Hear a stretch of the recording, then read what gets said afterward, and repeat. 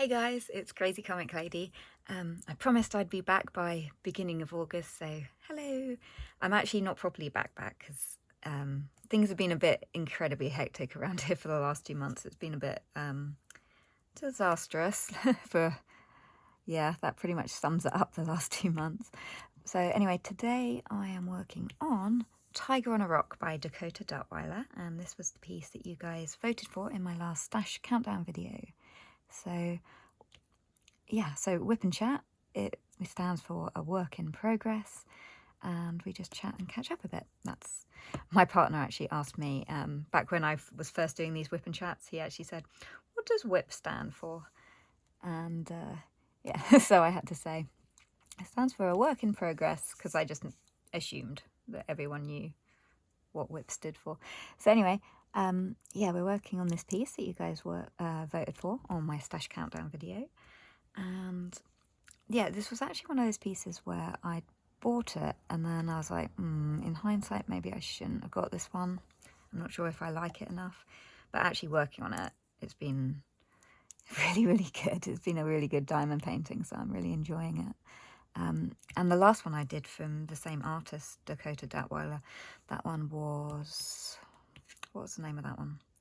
It was another, Snow Tiger, yeah. That one was really fun as well because of all the greens that was in it, and this one has the same. There's something about the sparkle on the greens which is really, really pretty. But anyway, how have you guys been for the last 2 months since we last kind of caught up properly? I'm going to tell you about what's been going on over here in Steph World. So I mentioned, I'm not entirely sure how much I covered in my last WIP Chat, it was a little while ago, but I'd mentioned about the leak that we knew we had because Thames Water had been in contact saying, your bill has doubled, we're sending people out to have a look at your leak. So they came and sadly Thames Water couldn't fix the leak because they actually concluded it was underneath the garage, and for health and safety legal purposes they're not allowed to conduct repairs that are actually on the property. So they said your best bet would be to ring up your house insurance and see what they suggest. So I rang up the house insurance people, which is always a pain because everything is in my father's name, but I have power of attorney because of my father's dementia.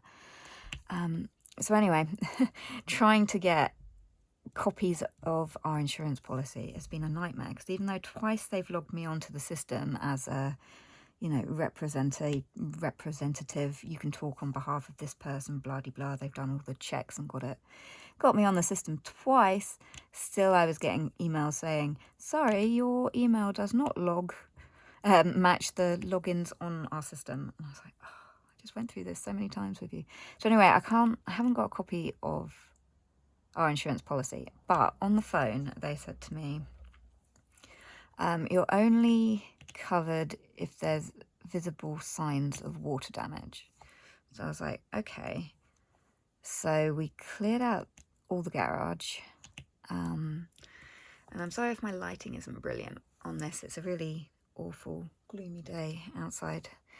So anyway, I was like, okay, well, we've got to check for the leak then in the garage. Let's clear everything out of the garage to see if there is actually any evidence of water damage.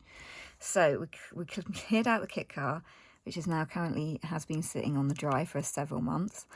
I moved out the motorbike, we've got these boards on the garage floor because underneath there's a workman's pit that was put in so that you could work on, 1930s cars that always needed oiling or greasing or whatever it was they needed doing to them back in the 30s.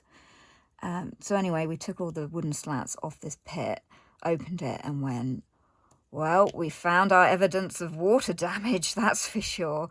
So there was 3 foot of water in that pit, and it smelled bad. It smelled like sewage water, and it was slimy and oily, and it was black, and it was, oh dear. So I rang up the insurance people again and said, hey, look, well, I found the evidence of water damage, And in addition to that, because the Thames Water people had disturbed the leak by digging up around the property, the leak had started actually being visible on the outside of the wall of our property, and it was actually going, it was sort of going uphill, the damp around the bottom of the property. So I contacted them and said, look, here's your evidence of water damage. And they turned around and said, actually, no, because your policy doesn't cover any damage that happens underground. So if it had been like a leak from like the washing machine or something, not a problem. But because it's an underground leak and apparently our coverage doesn't cover that, they were like, well, we can't help you. So I was like, well, can you send me a copy of the policy? And they were like, yes, this is the email you need. We've logged you on the system. Just send an email to this account and they will send you over a copy of your policy. Which of course then that never happened because none of my details matched the system.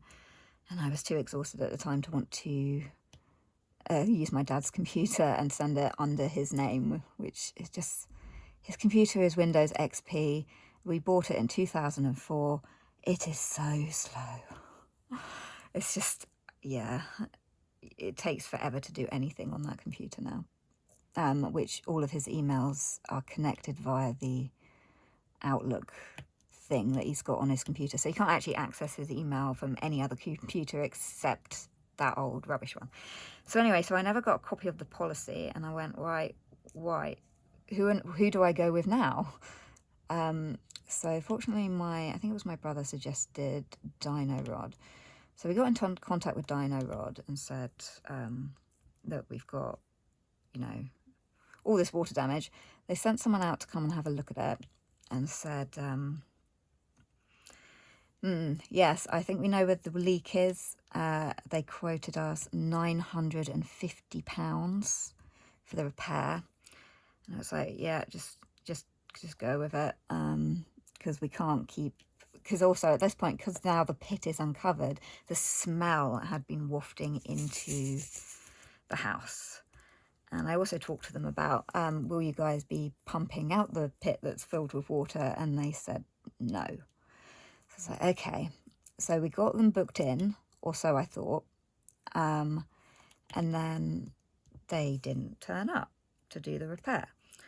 So then we ended up getting, there was an email that said, oh no, it was the email first that I got saying, sorry, we can no longer do the repair on this date because it's been booked in with someone who doesn't even work with us anymore, because there was some error on the system. And we had to pay the bill before any work had started. And that was a disaster because all of Dino Rod's emails had been hacked at the time.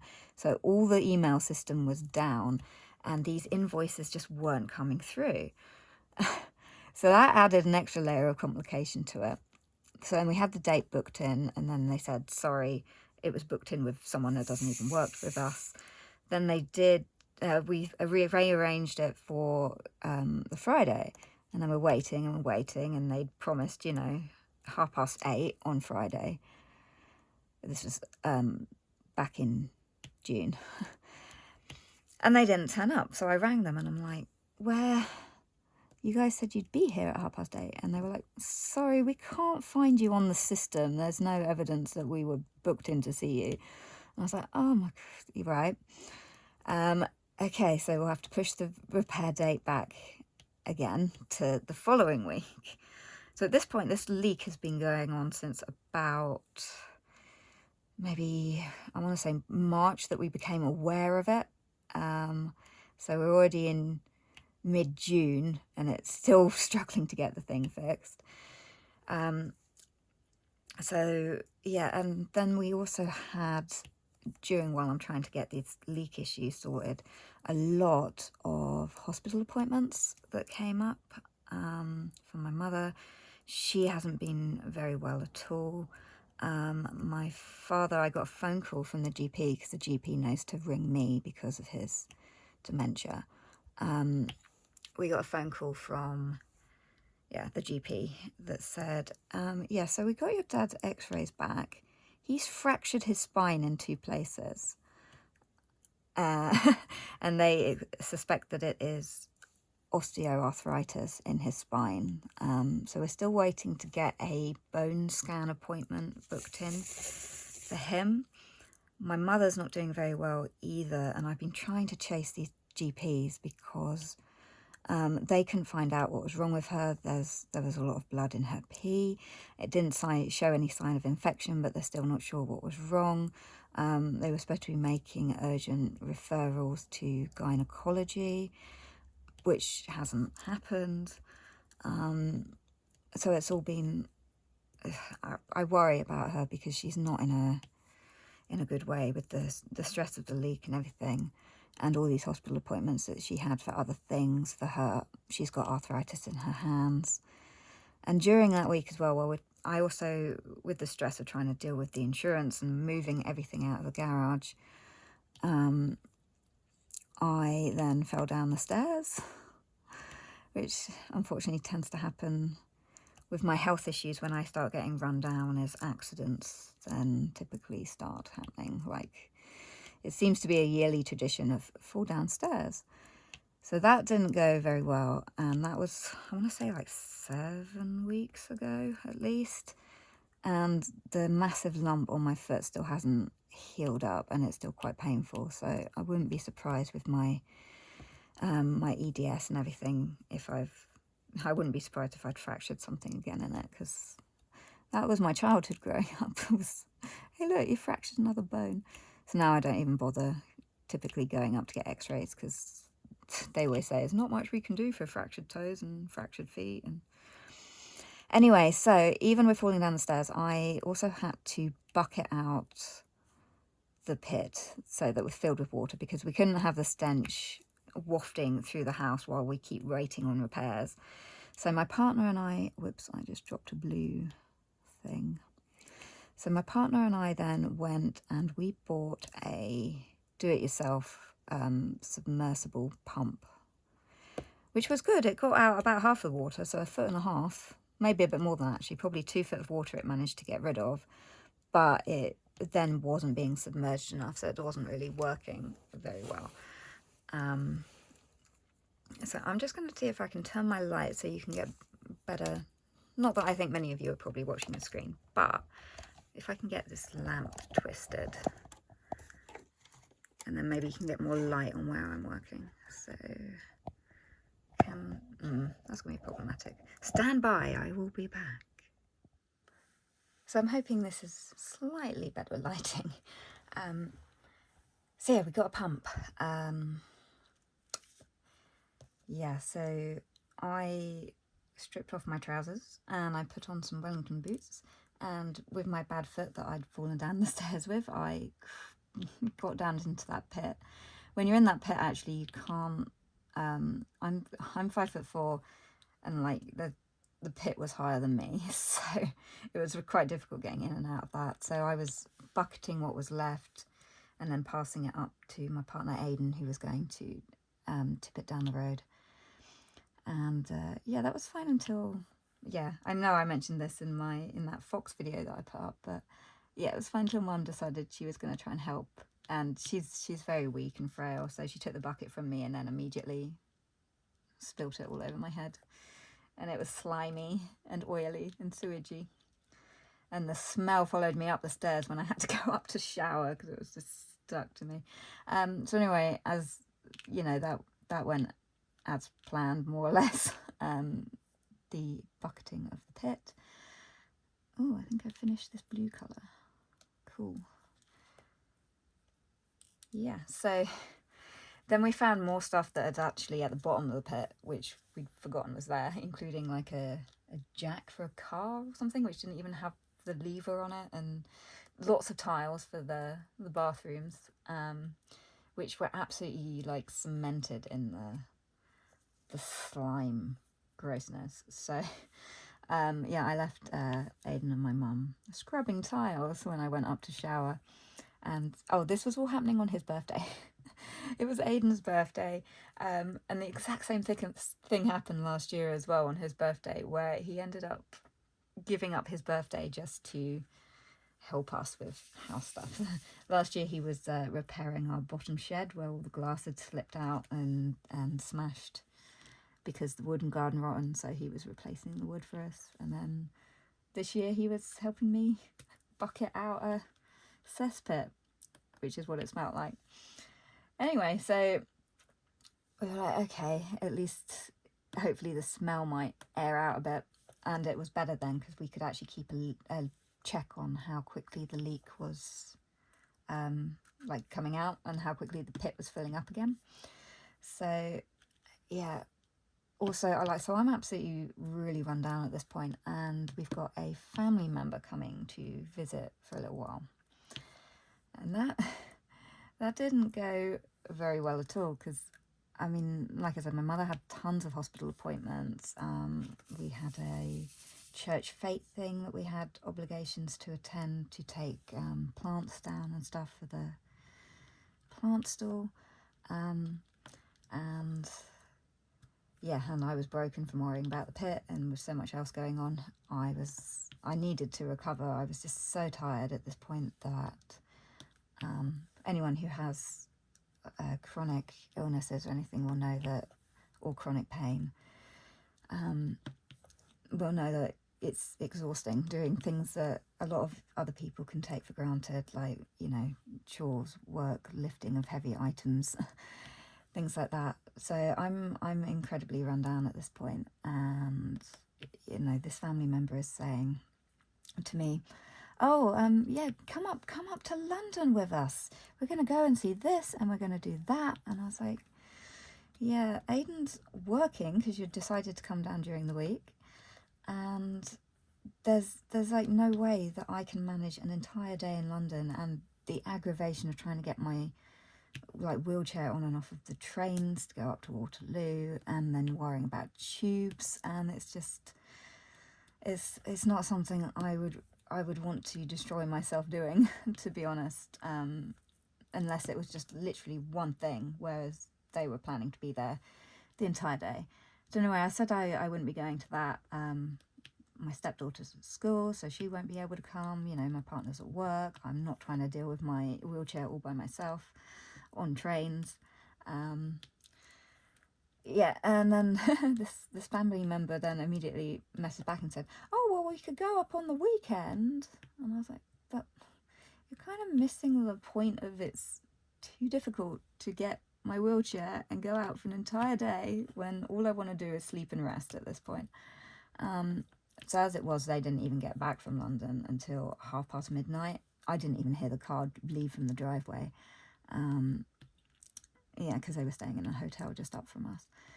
So also on that day that they'd come down, they had said that they would take my mum to her doctor's appointment that was in the evening, and they didn't.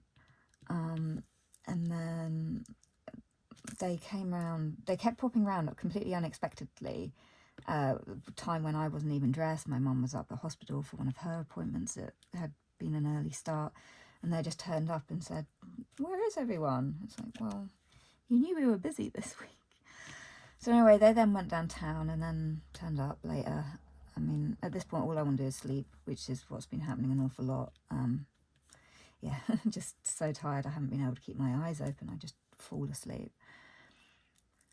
Anyway, it goes from bad from worse, because I'm like, well, if we're ordering food for you guys and everything, you know, my partner and stepdaughter are going to pop down because this family member had brought their kiddo as well, who isn't really a kiddo now. She's 16, but yeah. So we had all these things planned of, oh well, we do takeaway and do some Nintendo Switch and have some gaming and stuff. Trying to get them to order takeaway was so difficult. It's like, it shouldn't take 40 minutes to order pizza. But they were just being so uncommunicative and just saying, just order whatever. And I was like, well, what do you guys actually want? Because, you know, I could have just done frozen pizzas. You know, give me advice. And the only thing that the 16-year-old wanted was cookies from Domino's Pizza. And I was like, okay, but, you know, these are really, really expensive for 4 cookies in a box, like £5 for 4 cookies that are really tiny. I was like, okay. And I did try and point out that I do all the banking for my parents and everything, and they don't have as much disposable income as this family member thinks. So I was trying to go, you know, keep the price down. We are trying to be careful with money. So we finally, after 40 minutes, I get the pizza ordered. And then I crawl under the kitchen table to unlatch it, to extend the table for everyone coming. In the process, I ended up trapping a nerve in my neck, and that was not great. And then it decided that one of the family members felt way too sick to be there, and then effectively went home. At that point, it was, well, back to the hotel, and it was like, well, you had 40 minutes to decide that you weren't feeling well.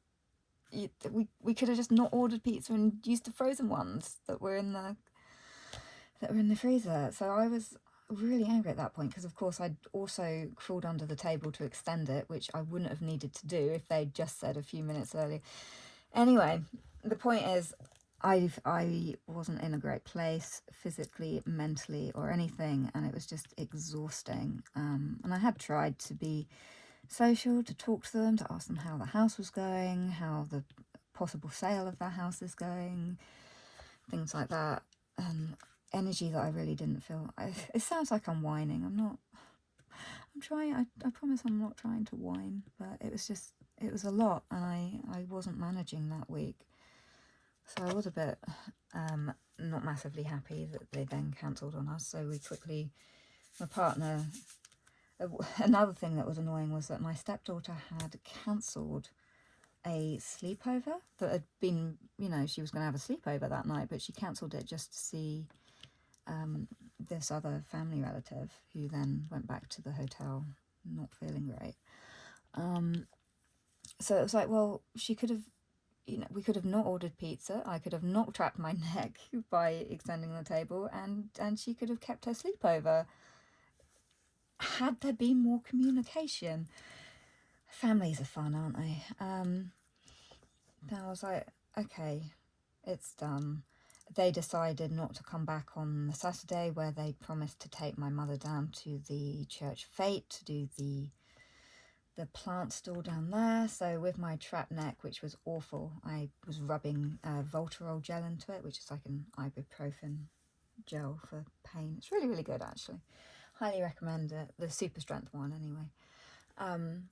So anyway, and Aidan and I ended up doing that. The trip down to the fete. And then my stepdaughter had rearranged the sleepover for that day. And we went and did the errands, like the dog food shop and all those fun things. Yeah, so then I thought things were all right. I thought things were settling down. And then guess what? The leak. The people come to repair the leak. They came, they repaired, they left. A few days later, all this water is seeping up in the pit again. And we're like, what is going on? You charged us £950 for a repair that has now failed after 5 days.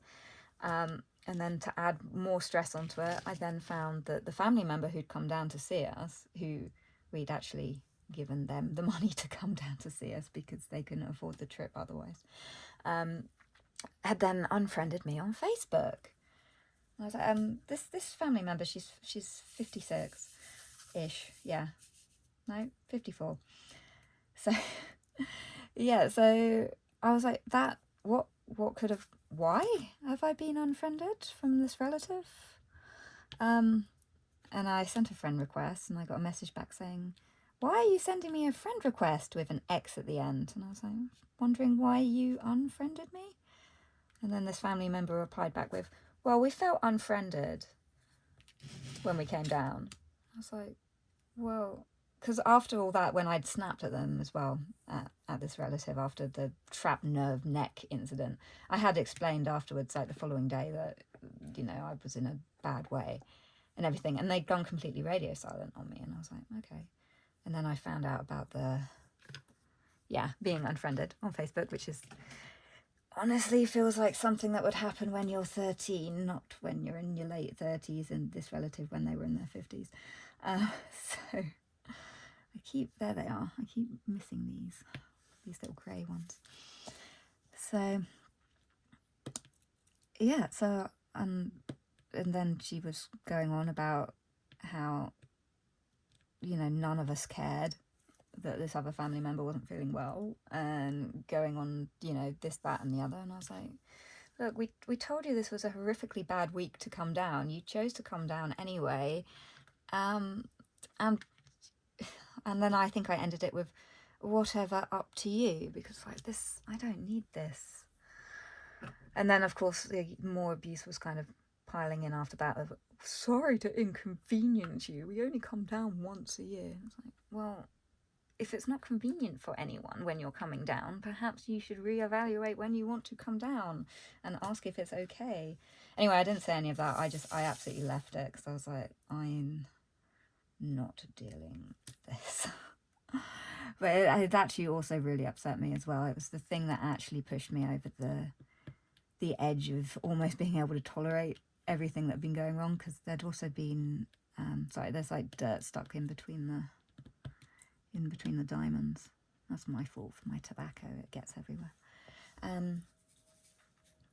Yeah, I'd also had a pretty bad, before my family member had even come down, I mentioned that I've been doing this managing emotions course, which is a NHS run course that you can just apply to go on just to learn more about how to manage anxiety, depression and stuff like that. And one of the things on this form was, so I'm just trying to find another colour that I need. We'll go with these ones. Yeah, on this, because it's just an online, kind of a, what's it called, the Zoom thing. Yeah, showing my age. Don't do these things.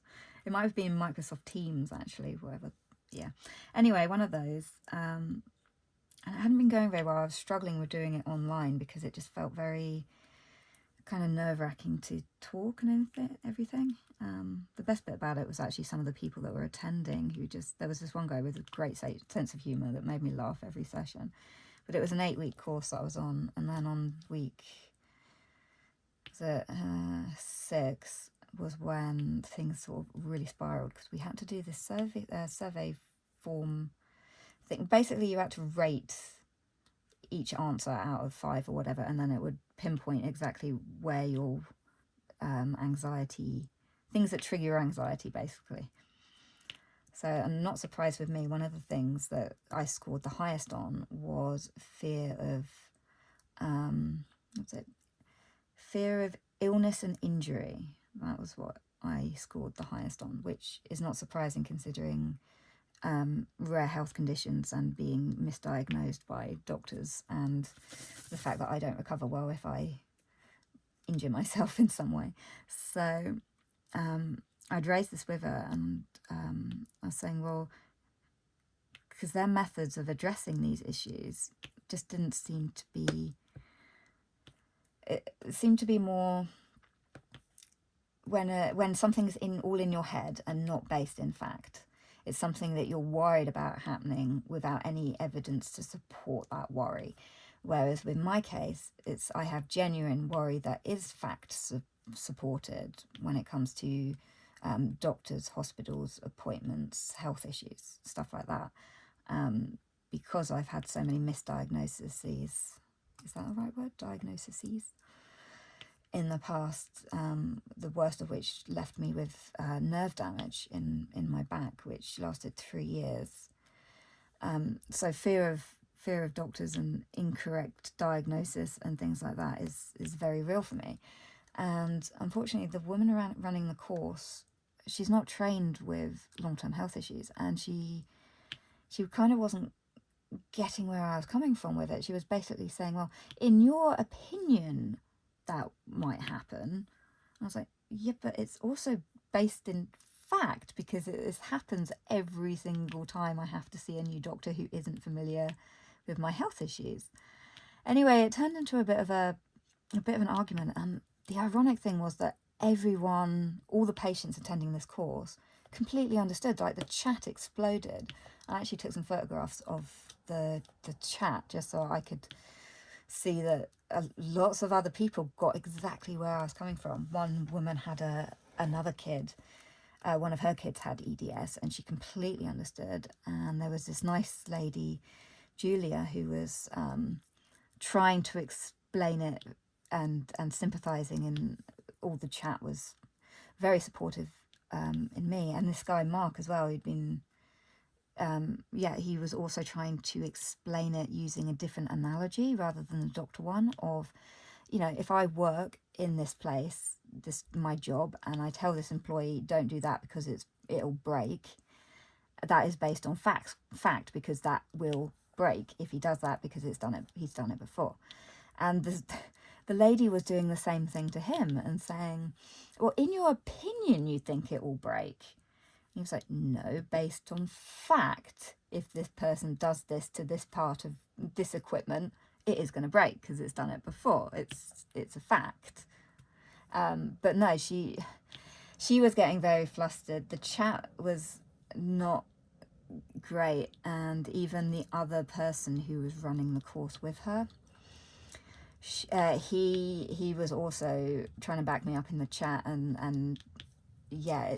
I ended up getting a phone call from him the next day apologizing profusely for the way that was handled, and saying that that words have been said, is what he said. Words were exchanged after the meeting between him and the other lovely lady. Well, I'm calling her lovely because she was when I met her in person at my first managing emotion course. She was the one who gave me that big hug after I thought I'd lost my phone, if you can remember back to that WIP Chat back in March.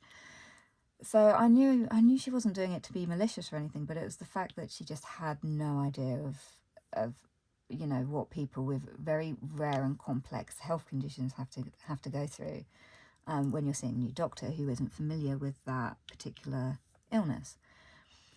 But anyway, I was sort of, at that point I was kind of done. I don't want to go back to this course because there's only 2 sessions left, but I don't want to face more upset based on people who don't understand the issues. So I skipped the following week, and then actually the lady Victoria, she actually rang me as well to apologise, and then we actually had a calm conversation one-on-one over the phone where I explained better and she understood better, and she said she was sorry, and that she's also passed recommendations on to the NHS that it would be beneficial if they looked into providing a managing emotion course which is actually geared towards people with long-term health conditions.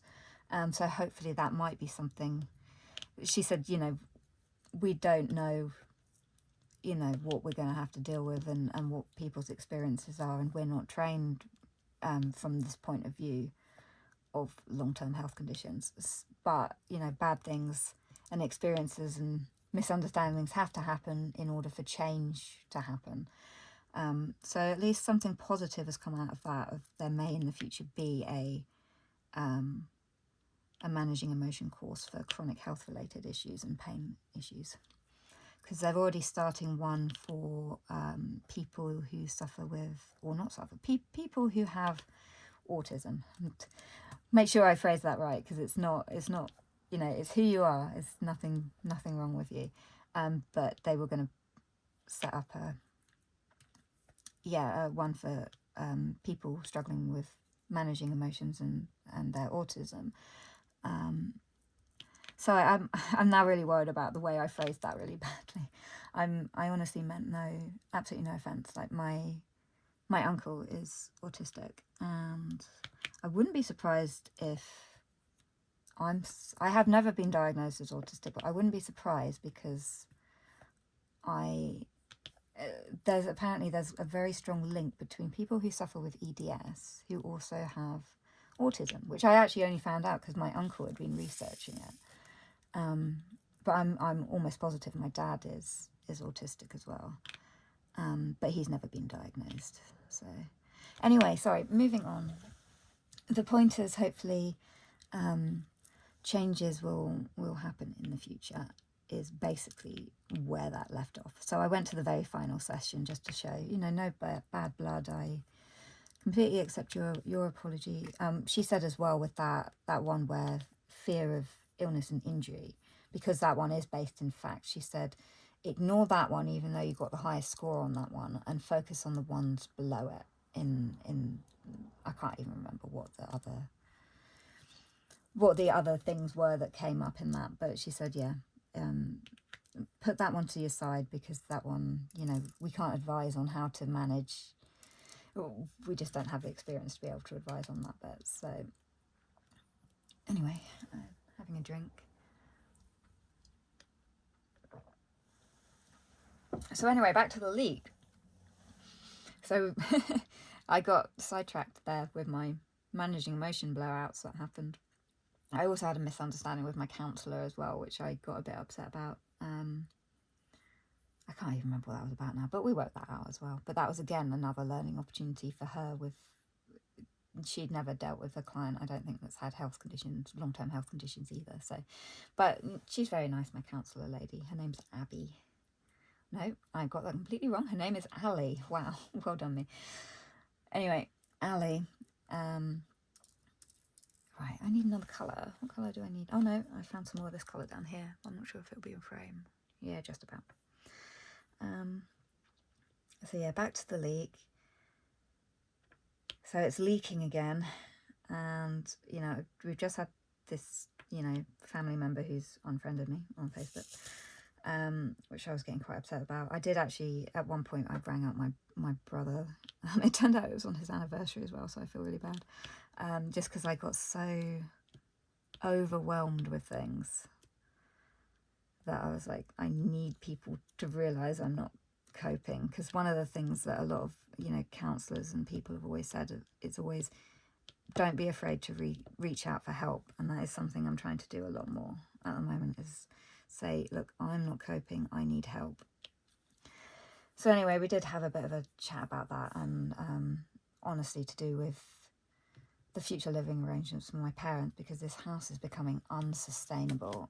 Like, I'm on my last legs trying to deal with the issues after issues, because yeah, so immediately we found out the leak's back. As I was ringing up Dino Rod to say, look, you tried to fix the leak, you failed, you know, in a nice way, please come back and repair the leak that you didn't fix. At that moment, while I was on her hold with Dino Rod, I hear this massive crash. And I'd seen the pigeons on top of the greenhouse, and I'd seen my dog charge down there. And then the next thing I heard is the almighty crash, where she has gone, jumped up at the greenhouse and gone straight through the glass. So I was like, oh, fantastic. So I still haven't, that was a week or two ago. I can't even remember when it was now, that she went through the glass, and I still haven't got on top of fixing that. She was completely fine, no injuries whatsoever. Me, however, as I was walking down holding the phone as I'm on hold in my bare feet, not only do I manage to cut my hands on picking up these bits of glass, I also managed to cut my feet. So that was really not very sensible. So anyway, Dino Rod was then booked to come back, unfortunately, on the same day that I had counselling booked in, and I'd already had to cancel it the week before because of Dino Rod. I was like, I cannot cancel my counselling 2 weeks in a row, because I can't. I can't give them the 24 hours notice. All I can do is give them like 12 hours notice, which I don't think is... Anyway, so we were like, okay, plumbers come back on the Friday. So lo and behold, time goes on. Friday morning rolls around, and at 3:30 in the morning, I suddenly wake up and then realise all the power's out in the house. I was like, okay, well, it's just a power cut. I'll go back to bed and hopefully it'll be back in the morning. Power was not back in the morning, and I was like, okay. And then I caught the neighbours who were walking down their side access, and I said to them, have you got power? And they said, yes, we've got power. And then checked the house the other side. Yes, they've got power too. Everyone has power except for us. So I did their online logger power cut in your area thing. And yeah, they rang me up really quickly, which was amazing. They were quite on it, the U Power people or something. Anyway, so they rang me straight back and said, yeah, go find your main fuse box and then, you know, turn the master switch off, turn everything off individually, and then turn everything back on, just like the Jurassic Park movie. If you remember the original Jurassic Park movie, love that movie. But anyway, it made me feel like that. I think I actually said it on the phone to her as I was doing it. But anyway, did that, still no power. Right, we'll send someone out to see you. That night as well, I had stupidly not put my phone on charge. So we're down to 30% battery. All the house phones are electronic, so they're all out. You know, we've got no Wi-Fi because we've got no power, and my battery's nearly flat. So I was like, okay, I know my partner's off work today because for his birthday present this year, I actually paid for our tree people to come and have a go at his trees because he tried to cut them himself. But that was just after he'd had a bit of an accident at work and really hurt his foot. And he thought he was on the mend and he was trying to cut his hedge down. And that made it so much worse. And then he couldn't walk on it for days. So I was like, for your birthday present, I will pay to have your trees trimmed down so that they're less of a death trap. So that was my present to him after he gave up, you know, his birthday to help me bail out the pit of water. So anyway, I knew he was off work because we'd also booked in our puppy, which isn't really a puppy anymore, our dog Obi, into the vets to be neutered because every single time he came round here to my house, he was peeing in the house. As in he cocked his leg up my door frame, my bedroom door frame. He peed up my curtains. And it was literally just being dominant. I was like, well, I'm not standing. I'm sorry, Obi. I'm not a fan of getting dogs neutered, but he's just so out of control. The energy levels on him are insane. So it needed to be done. And we thought, well, since we'll get trees booked in the day after we get the dog done, so because you'll be home from work, so someone will be there with the dog. Also, it didn't go quite as planned, his surgery, because Aiden dropped him there in the morning and then was doing his work, and then afterwards the vets were constantly ringing him while he was out making deliveries at work, going, your dog is really distressed, can you come get your dog? And he was like, no, I'm at work. And then half an hour later, it was like, are you sure there's no one who can come and pick your dog up because he's not doing well? It's like, nope. Well, I couldn't anyway because I can't drive, so. Excuse me. So anyway, yeah, so they kept going, you know, please come get your dog. And it was just like, yeah, this is the separation anxiety we have to deal with continuously. Like even now, after a year, my partner cannot go to bed without leaving his door open because he's in a converted bungalow. So he sleeps on the ground floor, and it's quite near to the kitchen where the dog sleeps in his cage. But if he closes his bedroom door, the separation anxiety kicks off again, and he whines and he cries and he whines and he cries and he barks, and he's exhausting. So anyway, that was quite amusing. I was like, haha, vets, now you know how we feel. Because every time the vet's surgery was empty, there were no like patients waiting in the waiting room. They would just bring him out of the cage and let him be with the reception staff, and then he was absolutely fine. It's literally, he's just not getting enough attention. That's, yeah. Anyway, now they got a dose of what we had to deal with continuously when he was growing up as a puppy. Yeah, never known a dog so bad with separation anxiety in my life. He's also getting a lot more reactive with men as well.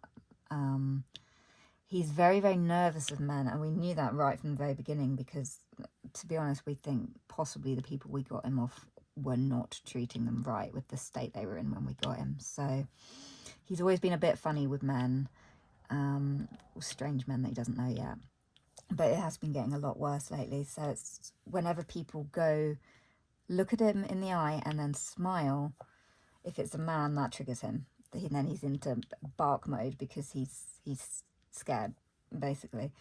If we can get people to say, if we can catch people early enough and say, whatever you do, don't make eye contact, don't smile, just hold your hand out. If he can go up and sniff them, then he's completely fine with people, with men.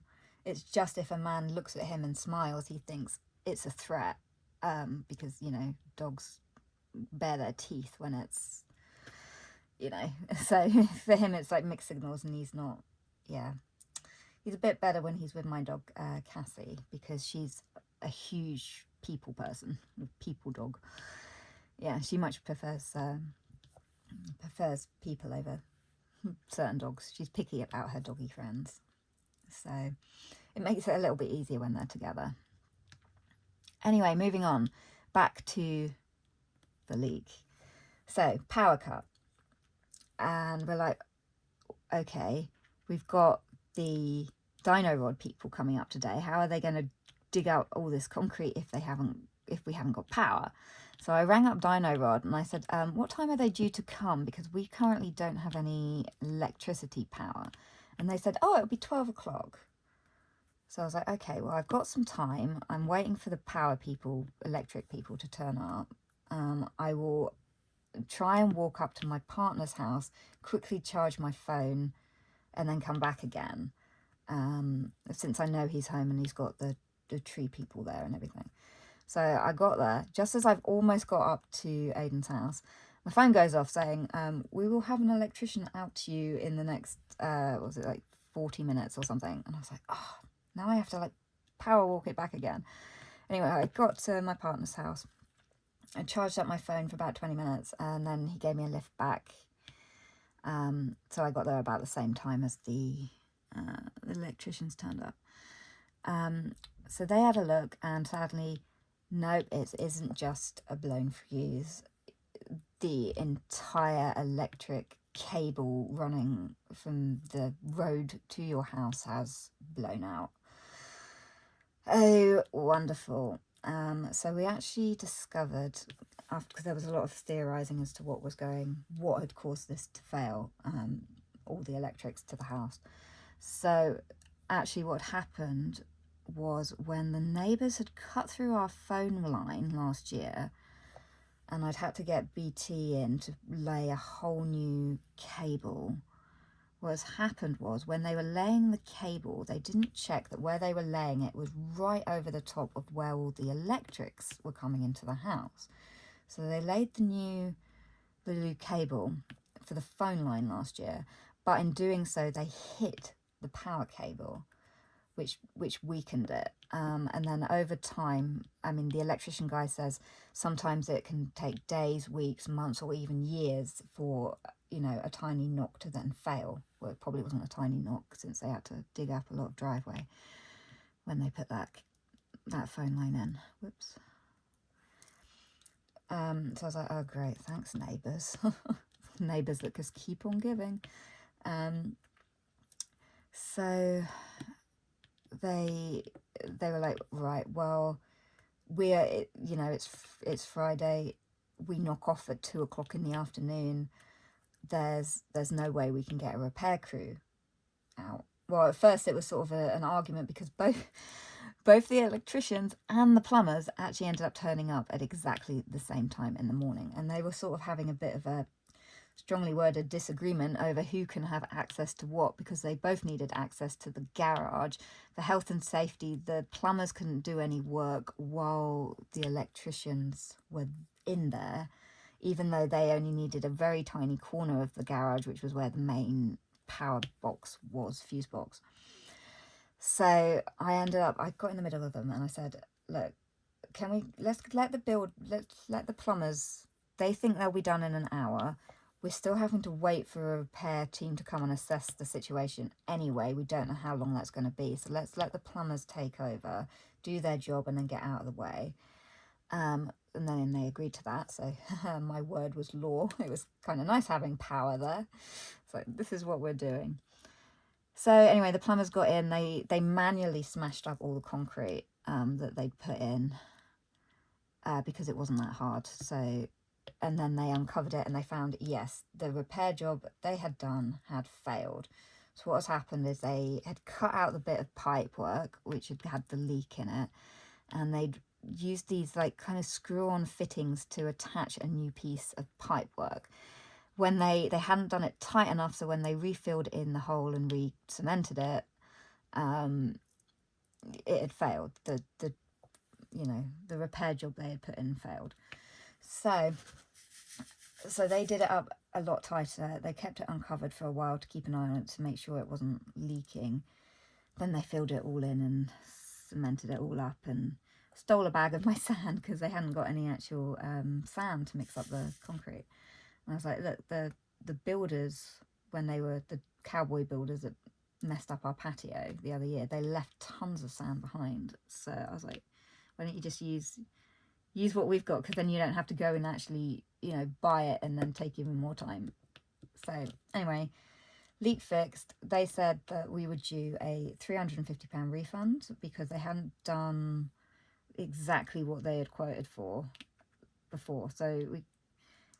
But trying to get that refund back, that took over 2 weeks to get the £350 refund back, just because I had to keep chasing them, and it was like, can you just refund us now, please? Anyway, so that got refunded. The electricians, they were going to have to come back to dig out the whole driveway to place in a new cable. So it was a matter of, you're not going to have power for quite a while. And because of my father's dementia and my mum being so elderly and me being registered disabled as well, we qualified for a generator. So I'd also had a house viewing booked in on that day, and the people who were renting it were being so difficult. It was like, I have to go today or it's never going to happen because they're being so difficult. So I had to go up to the house viewing, and I did manage to get back from the house viewing just in time to see the generator get delivered. So that got all hooked up. We had power back.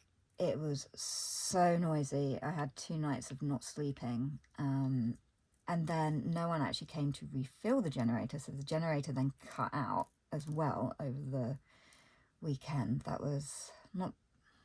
Today for me is the 31st. It wasn't this weekend just gone. It was the weekend before it. So... I can't remember what colour I was doing. Have I run out? Oh no, there's some down there.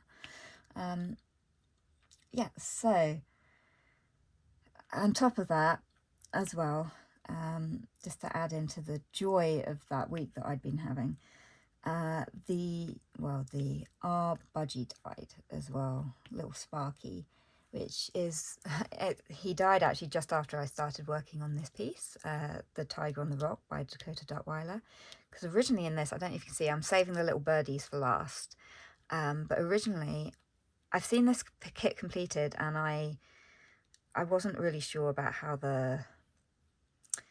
this bird seems to blend into the background too much. So my thoughts were I was going to change it to be the same colour as this pinky bird over here.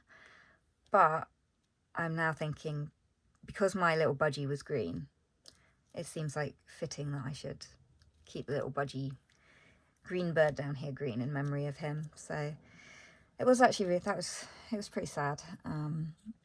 I actually inherited that budgie. I'm not a big fan of birds myself, but I inherited that budgie when my grandmother passed away back in 2016. And so, yeah, so the budgie Sparky, he lasted 10 years, 7 of which he spent with us. But it was just sort of like a end of the era. That was the last bit of grandma left, and now he's gone. So, because she always had budgies growing up. This one, ironically, has been the longest living budgie that she ever had, because there's a little, I can't remember which book it's written in, but there's a list of the dates of all of her previous budgies and when she got them and when they passed away. So we updated that little book in her stash of stuff that we salvaged from her house. But anyone who's been around my channel for, well, I'm going to guess 2013. If you were watching me in 2013, you might have seen the video where my grandmother actually did the voiceover for the video with me. I'll put a link to it in the video description if anyone's interested, and maybe I'll try those iCard things. I haven't tried that yet. There should be like a little eye above the video that you can, or on the video where you can click and it will take you to it. If you guys want to see my grandmother, well, not see her, but hear her doing a voiceover. We were talking about the movie Frozen quite a lot because it hadn't been out very long. Yeah. So anyway, it was a bit of an end of an era. And then on top of, so I'm now no sleep because of the generator for 2 days, trying to get on top of everything. And then that same family member that I'd mentioned who had unfriended me on Facebook, eventually she did re-add me, but she decided to ring up incredibly drunk, and I was absolutely on my last legs with dealing with things at that point, and I absolutely lost it with her, because it wasn't just ringing up drunk, it was ringing every 30 seconds until someone answered the phone. And even though twice my parents had said, look, we are eating dinner, she kept ringing and ringing and ringing and ringing, and it doesn't do my mother any, it really doesn't help her breathing and everything when stuff like this happens. So I completely lost it on the phone. To this family member, I did feel a bit guilty afterwards, because I have never yelled like that to anyone in my life, but I was literally 2 days of no sleep, dealing with Puppy who's just had surgery, trying to keep them away, the 2 dogs separate, on top of dealing with a generator and the leak, and also getting that message from the GP saying about my father having fractured his spine in 2 places. It was all getting really on top of me, and I was literally on there for the first time ever. I actually got through to the Samaritans on the phone, because I was literally I was pushed to breaking point, really, with it all. But anyway, I absolutely yelled down the phone at my family member, and I believe the term I used was, "You selfish, ungrateful cow," which I screamed incredibly loudly down to her. And then I threatened her, if she kept ringing, that I would call the police and get her done for harassment, which she completely ignored, and then was continuously ringing back. So I thought, what happens if she can't get through on the house phone? So I rang my partner Aidan, and I just chatted with him on the phone for a whole hour. And then as soon as I hung up from my partner Aidan, within literally 15 seconds, the phone was ringing, and it was this family member again. But she was just being so abusive and things over the phone, and she was basically begging for money, you know. Anyway, yeah, I think she got the message from me yelling at her enough and hanging up on her enough, and eventually I ended up actually unplugging the phone because it was getting insane. At that point, I think I was bursting out laughing at some points. I felt like I'd gone absolutely insane from the stress, because then suddenly everything became just insanely funny. The endless amount of stuff that had been going on. Because I'd also had to dig that hole for burying the little Sparky, and that was... I haven't been doing any gardening this year because things have been just so intense the entire year. The ground was really, really dry as anything, so it was really hard to dig it out. But I put a paving slab on as well because I didn't get it that deep. Yeah, but finally, the generator is now gone. They have finished digging up the drive. They put the drive back together again, which was a pain because we had no side access to the house, and our front door doesn't really lock properly. So I don't think any of us even have keys to the front door, so it's a matter of if anyone goes out, you've got to leave it open because otherwise no one can get back in. Anyway, that's all sorted now. They've put it in a new cable, and hopefully the leak's fixed, although it was really damp around the side of the property again the other day, and they did say it's possible that they might not be able to, it might be just that they have to come out and re-quote for a whole new set of pipe work. It's a matter of wait and see. So the kit car is still on the driveway. But yeah, moving stuff around in and out of the garage, because the kit car, to move it out of the garage, we rolled it out first, and the tyres were so flat on it because it hadn't been pumped up for 2 decades at least.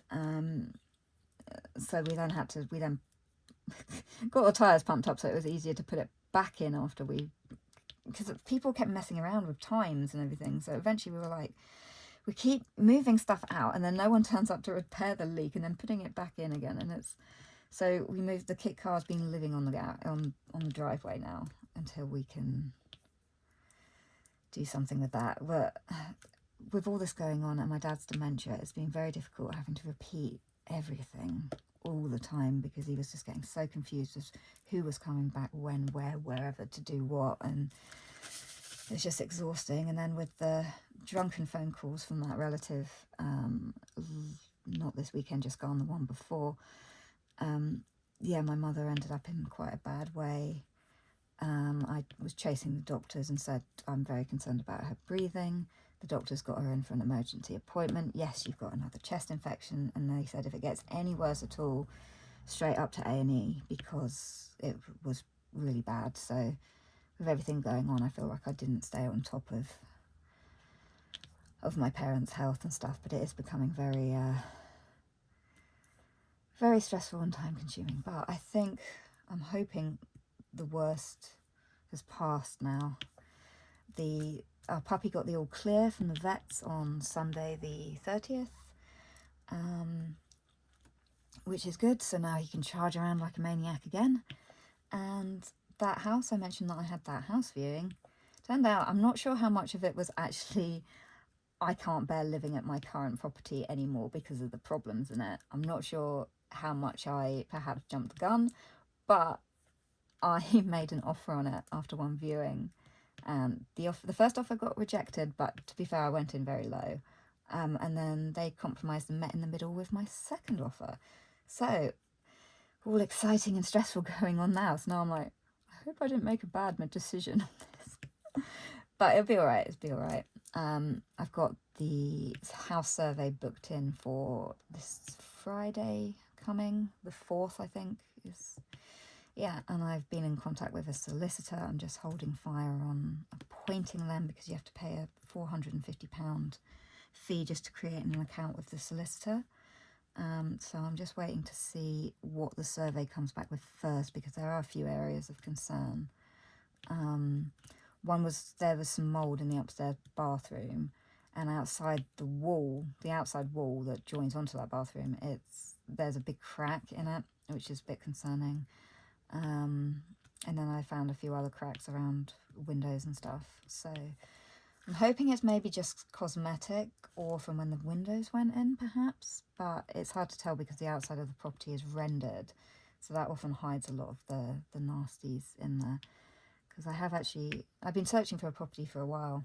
And I'm sorry that this video is going to be slightly longer than usual. I just kind of wanted to update you guys on everything that's been happening.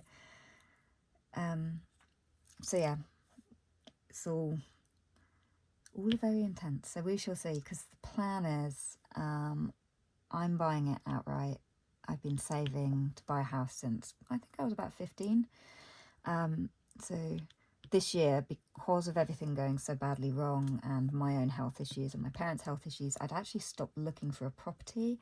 And for the first time ever, I was actually dipping into my house money fund to actually buy all these diamond paintings that I'm working on. Because these things aren't cheap, but I thought, I'm never going to find the right property to move into. I need something that brings me joy, and quite a lot of money went on diamond paintings. So that's definitely going to stop now. If I do end up, if it gets a clean bill of health on the survey, yeah, diamond painting will definitely... have to work through the ones I've got, which I actually calculated it's going to take about 600 days to complete the diamond paintings that I already own. So no shortage for a while, but we shall see, because actually I just spotted that a few other houses on the same road have come up for sale, and they actually on the market for 25 grand less than what I've paid, I've offered, I should say. So I'm thinking maybe I went in a bit too high still, but we'll see what the survey says, because if the survey needs too much doing to it, then negotiation will have to happen anyway, because I won't have the funds. If it's more than a certain amount, then yeah. But the plan as well is possibly, hopefully, my partner will be moving in to the house once we've got it all done, done all the work that it needs doing to it. I'm thinking about moving his sheds over from his current place. But yeah, it's all exciting and somewhat terrifying at the same time. But hopefully August will be better than the June and July, which just seemed to spiral. It's been a long time since I'd been in a mental headspace that badly that I needed to, call for help on people, Samaritans and stuff. Because I did actually try the crisis helpline. That was awful. I don't recommend that one. But anyway, moving on. So we did a bit of the background. Hopefully my month in review video will be up soon, covering June and July. Honestly, I haven't got much done at all. I completed 4 and whatever I completed of this one, but there's still some time. I might be able to work on it all night and still count it as a July finish. But anyway, I hope you guys have been having a better couple months than me. Thank you so much for watching. If you enjoyed this video, please hit the thumbs up on your way out. And if you watched to the end of the video, how about leaving a little birdie emoji in the comments? If there's a green bird, go with the green bird. To, long live Sparky. Rest in peace, old friend. 10 years old. That was very sad. Also, what was annoying is I had just literally stocked up on bird food, egg sticks, millet, sandpaper, all the essentials. And yeah, a week later he'd gone. But never mind, these things happen. Poor old boy. Anyway, sorry to leave you on an upsetting note. Let's think more about the house. Maybe my next update will be moving all my stuff, because I have a lot of stuff. On the plus side, I get my own art studio in the new place. I get the spare, the downstairs sitting room will be my craft room if I get the house. So there'll be more updates on that to come. Anyway, thanks so much for watching, guys. I hope you enjoyed this video, and I'll see you guys. I'm not sure when, because I haven't got regular uploads worked out at all. So anyway, bye. See you when I see ya.